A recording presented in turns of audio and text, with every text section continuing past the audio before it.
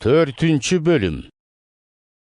Ушул окуядан соң иблистин сыноолорунан өткөрүү үчүн Кудайдын руху Ыйсаны чөлгө алып келди. 40 күн, 40 түн орозо кармаган Ыйса аягында ачка болгонун сезди.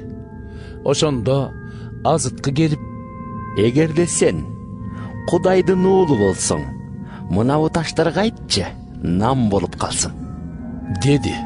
Ыйса: Ыйык жазууда адам жалаң нам менен гана эмес, Кудайдын оозунан чыккан ар бир сөз менен да жашайт деп жазылып турат, деди.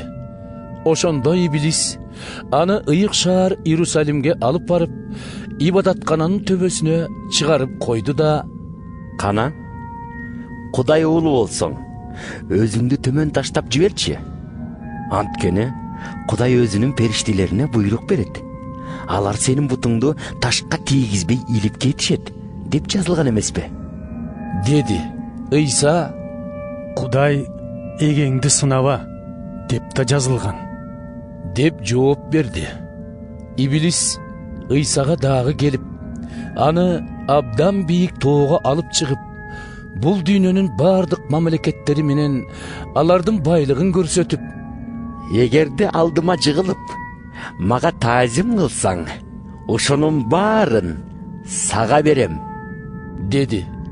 Ыйса ага мындай жооп берди: «Жоголңар шайтан, Кудай эгеңе табын, жалгыз ага кызмат кыл деп жазылып турат».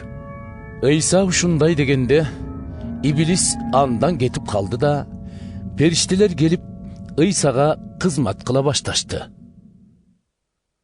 Ыйса жакыянын камалганын угуп, Галилеяга кетип калды.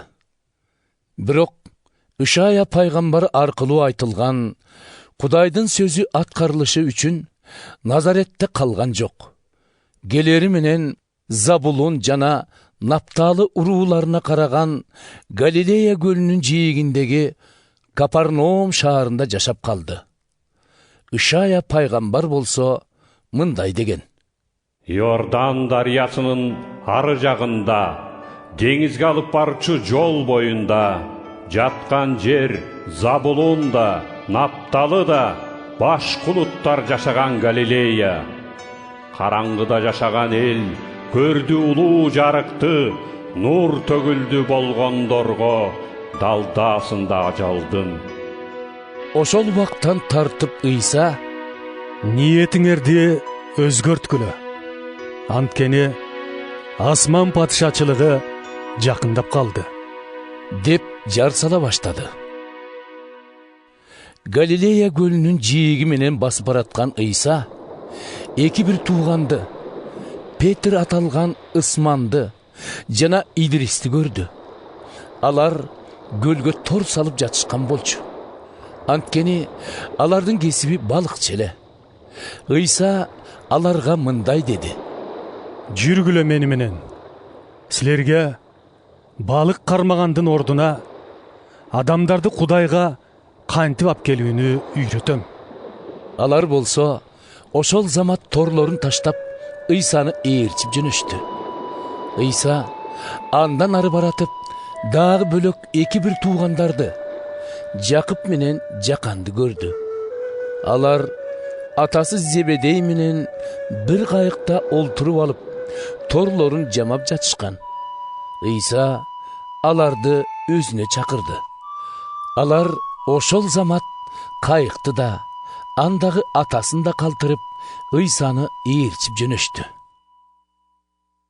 Ыйса Галилеяны кыдырып, алардын синагогаларында таалим берип, Кудайдын падышачылыгы тууралуу жакшы кабарды жар салып, адамдарды ар кандай оору сыркоолорунан айыктырып жүрдү. Ал тууралуу кабар бүткүл Сирия аймагына тарап кетти.